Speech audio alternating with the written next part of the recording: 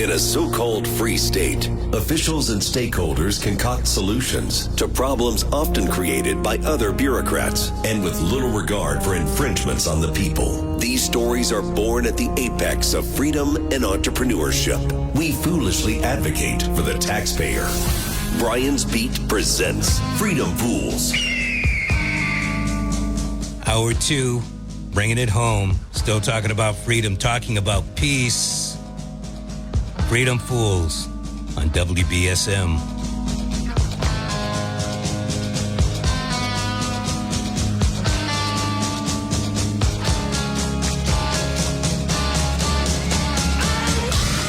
Yes, he's back for hour number 2, the Brian's Beat quote of the day. Your true worth is determined by how much more you give in value than you take in payment.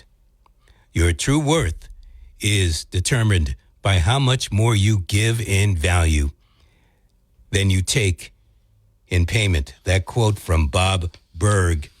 And I think it fits our next guest to a T. Because, you know, knowing this guy for more than a decade now, I would say that he could take what he does to the private sector and make buco buck. But he doesn't. He is a man of the cloth, has been as long as I've known him. And Reverend David Lima is in studio today to talk about the way he's going about trying to make the community whole again. He's a lifelong resident.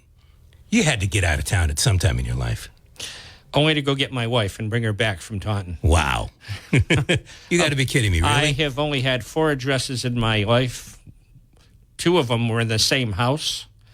Oh, apartment A and apartment B? Apartment A and apartment B. And that was when I got married. And we've only owned one home, and that we purchased in 2000 because most ministers don't make a ton of money. No, but they get housing, don't they? Housing break, but you know, that's if the church makes money. Owns the house. You know, if you own the house, and quite frankly, our new illustrious, and I'll stop there with my superlatives because I don't have a whole lot. President Trump, during his first term, actually cut a lot of the things that we could use to save on taxes. You mean like deductions and whatnot? Some of the housing, some of the other things that we were able to do. You know, maybe the big beautiful bill will restore it. Can we talk about something else? less blood pressure? All right, Executive Minister of the Interchurch Council of Greater New Bedford. You've been there for a while now. You know, I just got done writing my annual report, and I realized I always check before I write anything how long I've been doing what. This is my 20th annual report. Can't you get somebody else to do it? I'm not sure that anybody else wants to. But the truth of the matter is I love what I do. It's a privilege. It can be difficult. I represent, theoretically, mostly mainline Protestant churches, but there's a lot of new independent churches. My own is a non-denominational church. The interesting thing is we run the gamut of as far as the left to the right in terms of liberalism and conservatism. So anything that we attempt to do or try to do from the office, we've made a determination that it'll always be with general consensus and for the good of the community. And if somebody, doesn't want to do that, then they can do what they want on their own.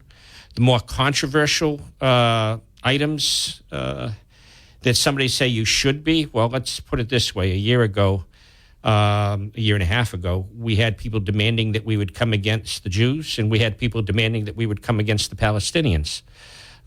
Instead, we took the tact of privately meeting with the rabbi, with the imam, and with Martin Bentz, who's the spokesperson for the Islamic Society. And we went and got interviewed, the 3 of us, on cable to talk about our differences, but our commonalities. And, we all expressed, desire for peace out there in the Middle East. And there's real differences in our views, but, we can choose hate, or we can choose to work together and at least respect and understand one another. We may not fully agree ever, but, in order for us to move forward, we've got to be able to work through. It's interesting to hear you say that. My guess is at your level, Martin Ben's level, and I'm Rabbi Cantor at the time. Yes. You guys are at the top echelon. You guys aren't going to be throwing sticks and stones at each other. What I find, and I think you know this better than I do, is on the street level, people aren't communicating well enough unless there's a bullet being fired down in the south end or another car getting riddled with bullets not too far away from that. There's been an uptick in the violence. There have, I guess, 22 arrests the other day in downtown New Bedford. I used to go through downtown all the time coming in here on a Saturday morning. And while there were people out, they weren't doing anything wrong, nothing that I would be reporting to the police. But I don't see everything every time. Yeah, and let's be clear. My office is downtown. It's right on Union Street. I walk that neighborhood all the time. The 22 people that were arrested are not the ones performing a lot of crime, but they don't. Let's put it this way: they're people that are sometimes approaching you for $1. People that are openly drinking, and I have never experienced it, but it causes the appearance that people get fearful of, and so I have walked, some people to the library from the building that are concerned about what they may approach when they pass the front stairs of the library or around the bus terminal, and I think, to be fair, it does cause a lot of concern when people have the appearance that there may be difficulties. And so people that are not used to it, they become fearful of it. And the occasional, misdeed does take place. Let's be honest. I totally agree. And so I think the crackdown, which I think that's what that was, the 22, was to make a statement. Whom? This has got to... Yeah, exactly. You got to lower the boom. You got to say, we got to clean up this area. And if you're going to hang around and you're going to be drinking publicly and you're going to be, accosting people and whatnot, we're going to remove you. And that's what they did. 508-996-0500. The Peace Walk. Mm-hmm. I should say walks because there's more than one. Two of them. That you have coming up this coming week. Right. They were planned long before those arrests. Before the arrests, yes. Yeah, but I believe after the shooting on Acushnet Avenue. The young man that got killed. Yeah. Jordan. So let's talk about let me just be the advocate of devil. Mm-hmm. What good's a peace walk going to do? In and of itself, nothing. What do you hope happens? What we hope happens is that we bring a little bit of hope to the neighborhood. There's people that are aware of what you're going through. There are people here that would like to reach out and, we're going to pray with you, pray through the neighborhood. Sometimes people join us. You said you've known me for about 10 or 12 years, so you may not know or remember, if you were around but not doing this work, that we had some major walks back in 2005, 6, 8, when we had a lot of unsolved young men that had been killed. And the district attorney at that time wasn't necessarily pursuing them because he didn't have sewed-up cases. And so there was a lot of anger in the community, a lot of anger in the minority community especially, because most of them were men of color. And young men of color, teenagers. And so this is not just me. Lord knows this. In fact, I was asked to help with this because of my experience with that. Renee Ledbetter, who is the head of the NAACP, is the chairwoman of Church Interfaith Action, United Interfaith Action, is part of OLOA and works with the youth there. But most of all is the director of the Shannon group, which works with gang-affiliated, gang-at-risk youth. And along with SSYI, Safe and Secure Youth Initiative, and the HEAL Center, all under North Star, they work with our troubled youth, the troubled neighborhoods, every day, up to and including when somebody gets incarcerated. They go and visit them where they're incarcerated so that they can help prepare them when they come out and hopefully get them out of the life or get them protected from where that is. Well, in all of your time, have you, and I'm sure you've had a chance to counsel some of the people that are either behind bars or apt to be behind bars, or those that don't want to get in that situation. If you could tell me one or two things in particular that are driving them in the direction that they don't want to be going in, what would those two things be? I think the two things, quite frankly, is the need for people to feel connected. And our neighborhood gangs offer that. The need for people to have good paying jobs and the struggle. And I don't think I have to tell you that is one of the more difficult things, period, especially for our youth these days. Being able to give them hope that they'd be able to find a job that would pay a living wage, to give them the ability to buy a home someday, those aspirations. Instead, if you're lucky, maybe you can flip burgers, but then the guy comes around and says, listen, I'll give you a couple of $100 if you deliver this package for me. Or, all of a sudden you're connected and you're making some dollars what did I do? I didn't do much at all. Of course, if you get caught, then there's another problem. And no insurance. And no insurance, no anything else. And so, but some people come from broken homes. Some people come, they don't have a whole lot, from where they come. And that's not everybody. Let's be clear. A lot of people come from broken homes and they don't end up going down that particular road. Become very successful. And there are a lot of people who have everything handed to them or have it at their fingertips and do go into this. And again, it's that looking to get connected and whatnot. I think there's also the place of hope, And look, you were joking about earlier about my being a lifelong resident, and surely you must have lived somewhere else. Mm-hmm. And, my daughter, she lives somewhere else. My two boys still live in the city, but I've got one that just moved back in with me because his rent, the landlord died. He was paying less than market, but he was still paying four figures. And now, when he's out there looking, he can't afford it.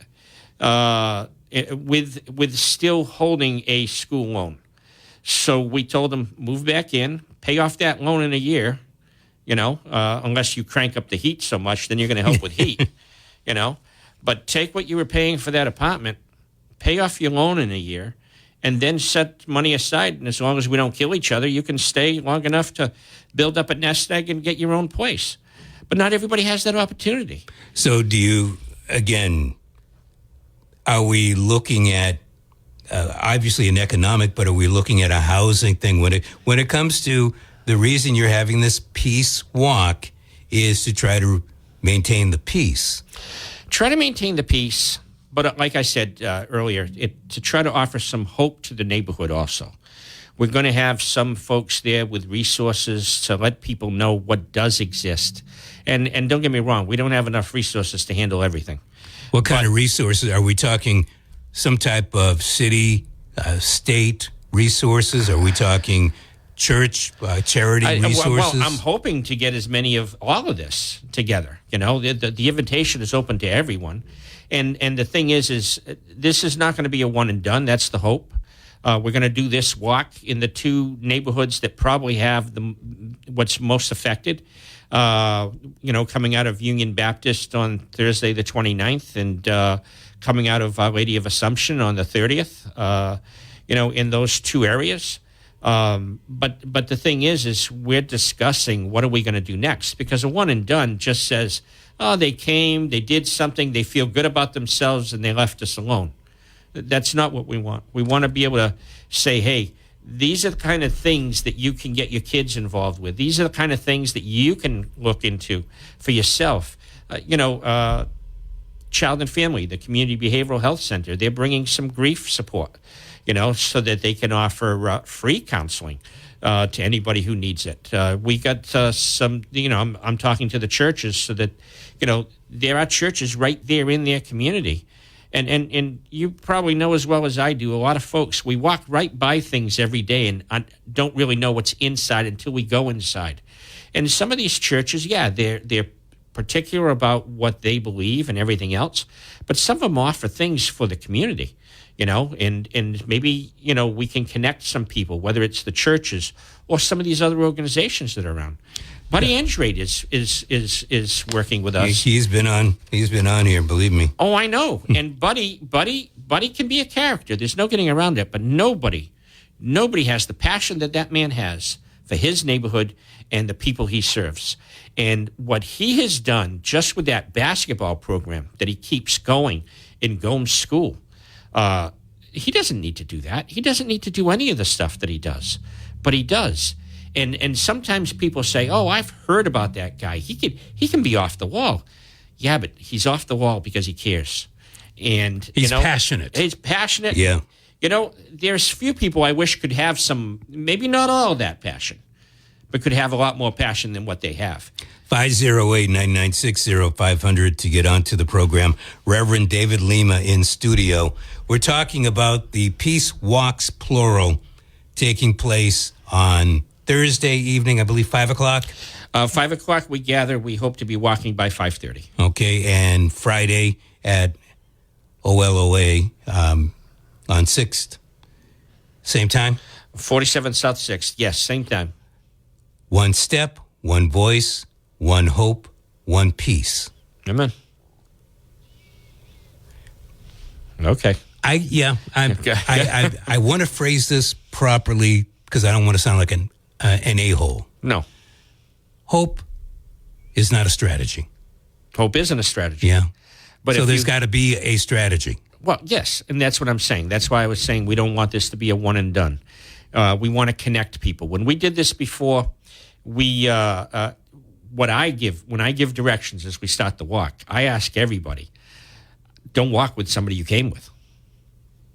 Walk with somebody that don't look like you, don't sound like you, somebody you've never seen, or maybe you've seen but never talked to.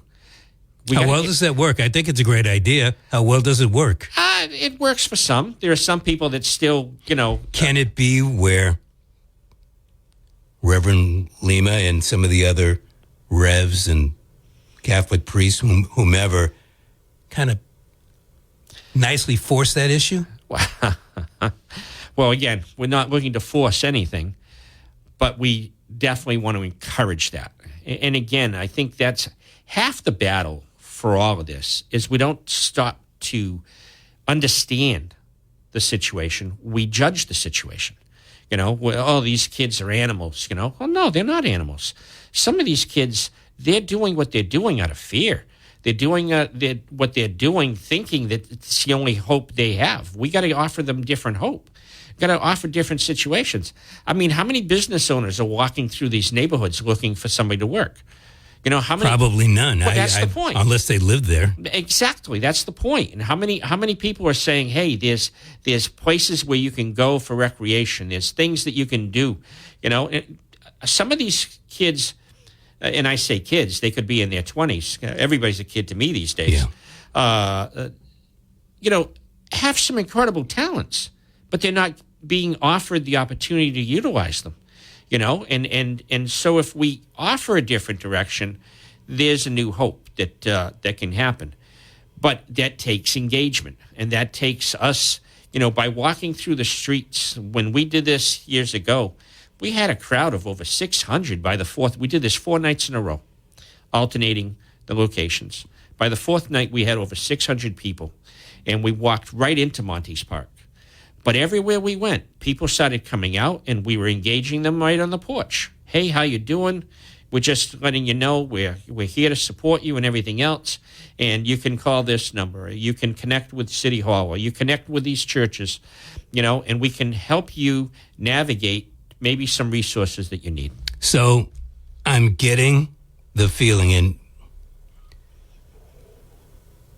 that the folks that live in this particular case, the South End or the beginning West End, they don't know that these resources are available, or they just don't avail themselves of the fact that they are available? I think both.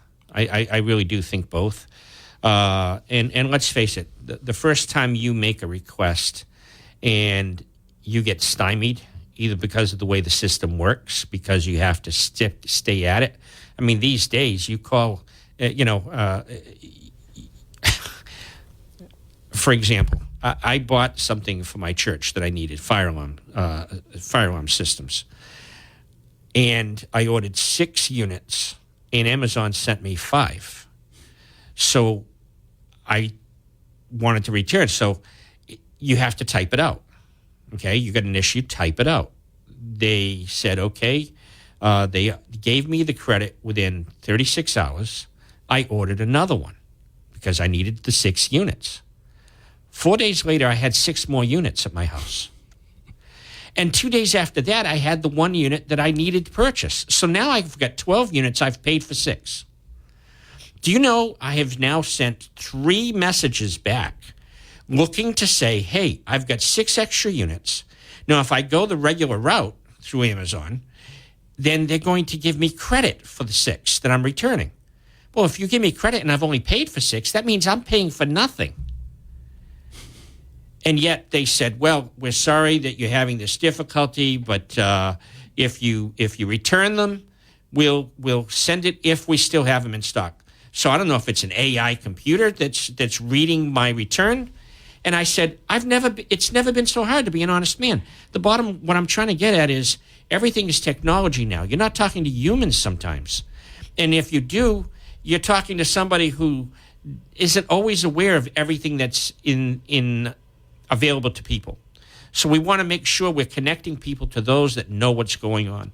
Our community services department at the City Hall is one of the best organizations anywhere. And it deals with so much and can connect people to other things. Run by Cynthia Walquist, great people in there like Gio and Marcy Pina Christian and so many different programs. People aren't necessarily aware of it. And when you say you call City Hall, people think, oh, I'm going to call the mayor's office. I'm here to tell you, if you don't talk to the right person in the mayor's office, you're just going to get told, well, call this one, call that one. Let's give them names. That's frustration. Let's give them faces. Oh, yeah. Yep. I hear you. Reverend David Lima in studio with us if you'd like to talk to him about the Peace Walks coming up next week. You're more than welcome to do so. 508-996-0500. The question would be, what are you doing at 5:30 this coming Thursday or Friday? Welcome back to Freedom Fools. I'm looking out the window, Rev. Do you see rain coming down? Or is that my imagination? It did say that there was a possibility of some rain coming. Well, let's hope that doesn't happen on Thursday or Friday. Somebody asked, what if there's a rain date? I mean, what if it rains? I says, and I tell people, I tell this all the time when we do things like this. I says, that neighborhood is going to have its difficulties, whether it's raining, blizzard, or anything else. I says, for the safety of people, I would say the only time we stop a walk in the rain is if it's thunder and lightning. Other than that, if you're going to show support, you show support, bring an umbrella. Bring rain gear. So in other words, you are advocating to keep the walk going if it rains. Yes, sir. Unless there's thunder or lightning. What's a little thunder? What's a little lightning? Thunder's all right. That's the lightning. Yeah, the lightning. Yeah. And if there's thunder, there's usually lightning sooner or later. I've never known one without the other. That's the whole point. Usually the lightning comes first. So if you're hearing thunder, forget ducking. That's by that it. time. All right. So the big question. Yes, sir. You're meeting, 5 o'clock at Union Baptist? At Union Baptist. Okay. And same time at Our Lady of on Assumption. Friday. Right.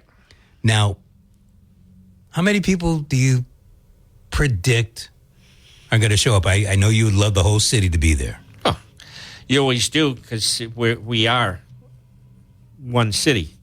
But well, you got a north end and a south end that's divided by 195. Oh, you got a north end and a south end that's divided. In this particular case, as the kids that are affected, it's the west end and south end. And sometimes they just don't go into each other's territory. I'm glad you said that, because I bet Maria Giesta would tell you that there are some problems within her ward, and a walk like what you guys are doing would be pretty good for that near north area. I agree. And don't get me wrong. Well, I've known Maria since we were kids. And I mean, under the age of 10. We lived in the same neighborhood, grew up with her and her brothers. We lived 1 block away from Brooklawn Park.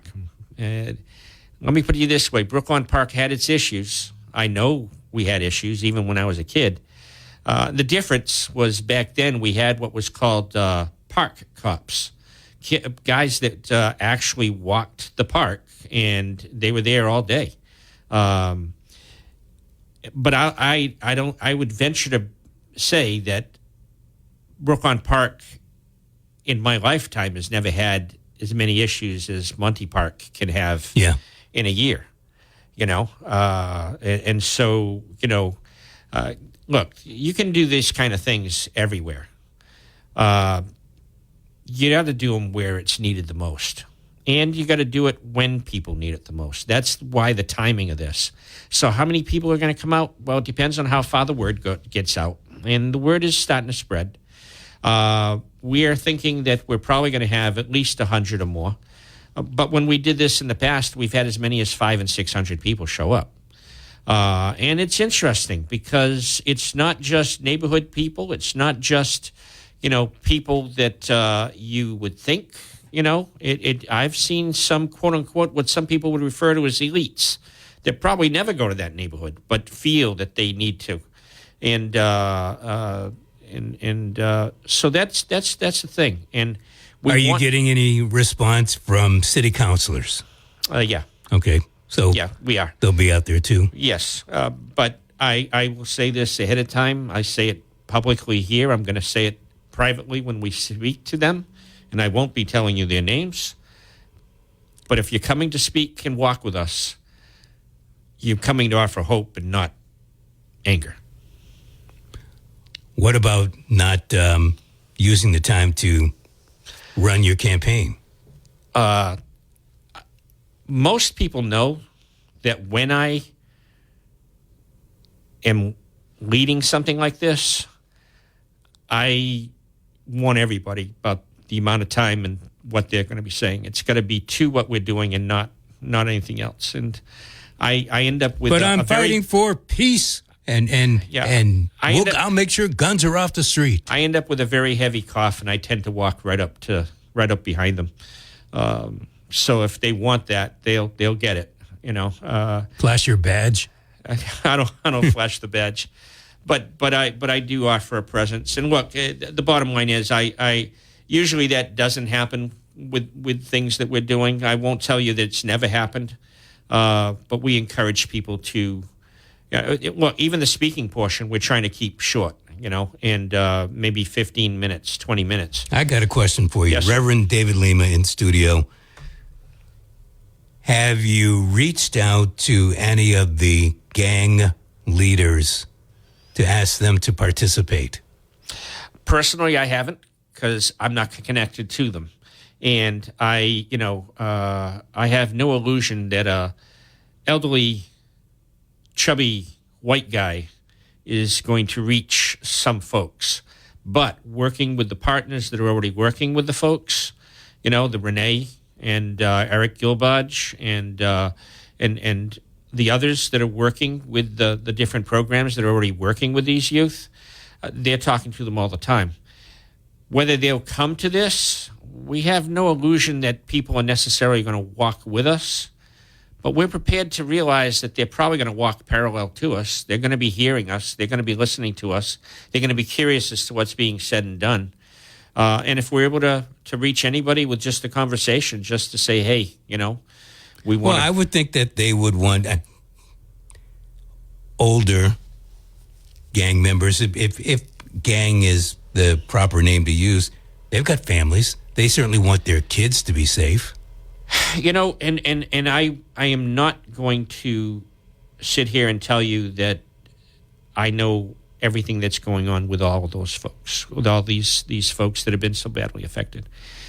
But a death causes a lot of angst, anger, hatred, old hatreds to pop up, and a lot of fear of reprisals. It was a few days later that there was, and this was reported, I believe, by you guys and the paper, 18 shots that went flying back and forth. And you would say, well, nobody got killed, nobody got hurt. But I can tell you, again, without using their name, that one of the ministers in that area had bullets go through into his house, through the wall and into his house. We're talking about a couple of weeks ago around Russell Street? Yes, right after the murder. So again, trauma that people feel and the things that they go through is real, and that's why again we're discussing what can we do even further down the road. Can we come back and have a cookout in Montes Park and resources and invite people out with some music and things like that. Same thing in the other area where the historical difficulties have been. And again, I don't want to call it gangs because that's that's not my place to say that.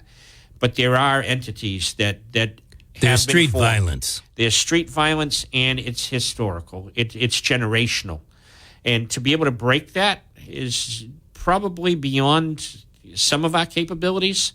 But we can't give up. We can't stop offering, opportunities, hope to whatever we can. And say, look, you don't want to live this life. And, and some of these, they're second and third generation. And some of their parents, their grandparents. It's a paradigm. Have done time. Yeah. And do they want to see their kids and their grandkids? But sometimes that's what we've come to know, and we get stuck in a loop thinking it's never going to get better. And so that's the difficulty. And I got to tell you, that's on us, because we haven't always. So let's go back. Who is us? Well, us is everybody. That's the bottom line. From City Hall to state to the federal government. What are the opportunities we're giving people? What about mom and dad? Well, look, mom and dad, you're right. But I can't tell people how to raise their kids. And the state can't either. And the state can't either. And then this is generational also.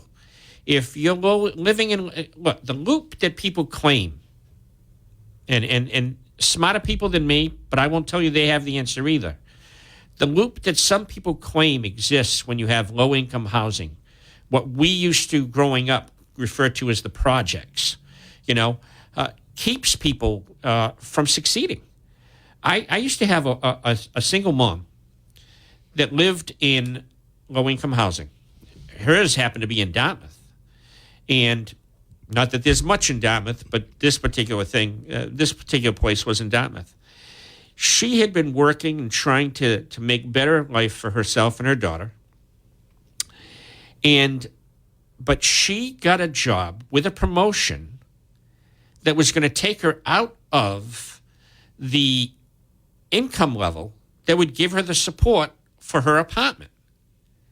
Well, when she figured it out, even with the raise, the amount of money that she would have to pay in market rate housing and everything else, all of a sudden, she wouldn't be able to afford life. So she quit the job.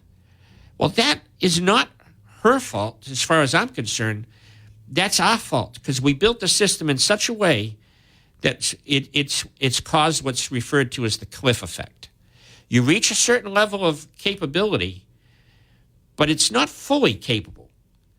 but it takes you beyond assistance. I don't know the term that you use, but I call there's government at work because they know exactly what's going on. As far as I'm concerned, and I've offered this at the state level, I've offered it to some of our representatives and some of our senators. Instead of building a system that once somebody is just outside the income level, you take away everything. Put it on a sliding scale. Give them less. But then you don't have housing for other people to move in where that person was. True. But if you push somebody out because they're trying to better themselves and they can't afford where they're going, then you have what we are having right now, a housing crisis. So do we, and we do have that housing crisis. It's massive. Do we point the finger at government because we've got the housing mess, or do we say maybe government helped to cause that housing mess? Again, I think it's all around. Take what's happening in New Bedford right now. And the housing is problem, you can hear it, when you, from the federal level to the state level to the city level. It's everywhere. I think New Bedford is experiencing that much more because of the speculations that has been happening for the last couple of years, people buying in anticipation of what the rail is going to bring. You're going to have more people with higher incomes that don't want to pay $4,000 and $5,000 in Boston that come down here and buy houses on the waterfront. I got a house that's behind me that just went up for sale. I'm telling you, I wouldn't give $300 for it. It's on the market right now for $5.5. Yeah. And it's there's another one not far from me that's not 600 square feet. It's a tiny little thing. It almost looks like a mobile home on the ground. But it's a house. Not even 600 square feet. And it's for sale for $400,000. You know what I'm saying? Going rate. So... sad reality. And this is the situations that we're living in, telling our kids, oh, yeah, you can make something yourself. Well, where am I going to live? How am I going to afford? Well, and to your point, maybe they don't end up living in New Bedford. And one would say, well, where are they going to go? Well, way back when they went west, young man, they might be going north, they might be going south, they might be going outside the country. But there is a lot of place to roam. And I think part of what we're dealing with right here is this area is priced out, that, that's kind of like turning up the heat and then the humidity, and people are getting to a boiling point that they don't know what to do, so they're acting out.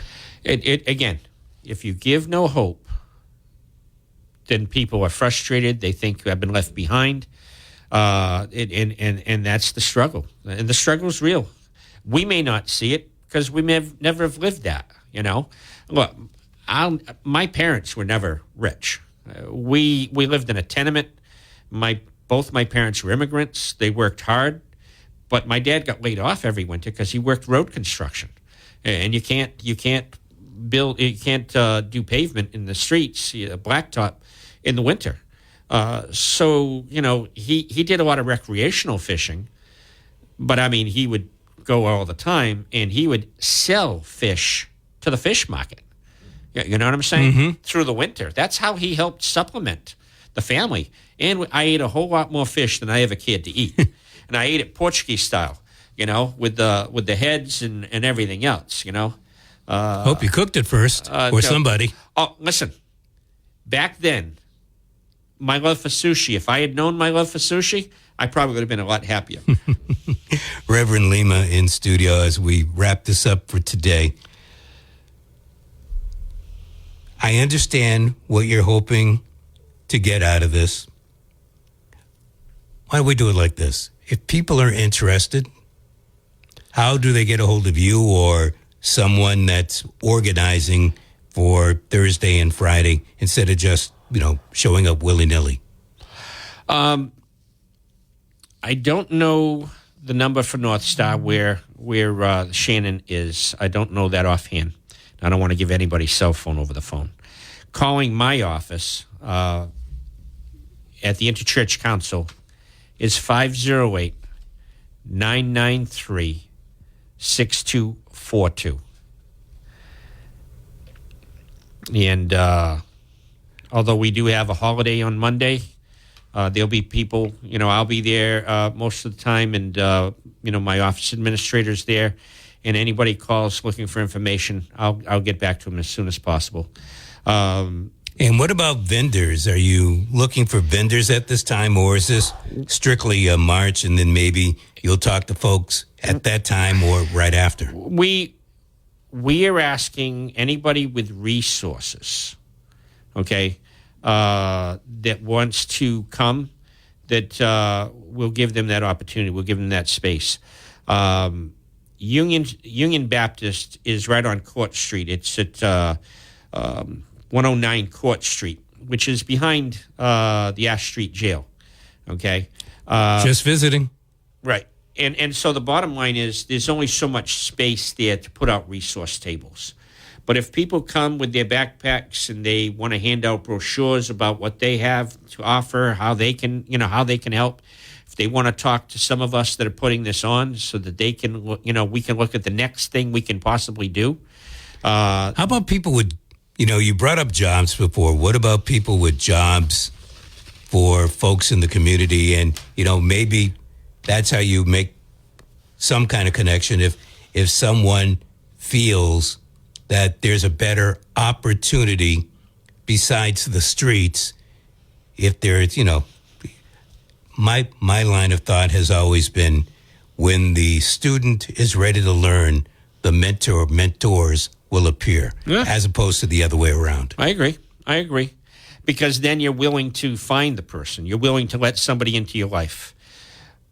But sometimes we've got to be, the mentors have to be out there so the mentee can find them.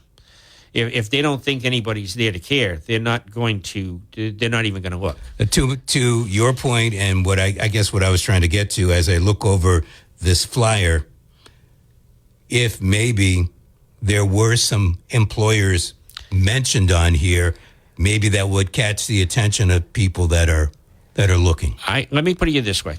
If there is any employer out there that feels led to want to help, I will put them in touch with the people that can connect them.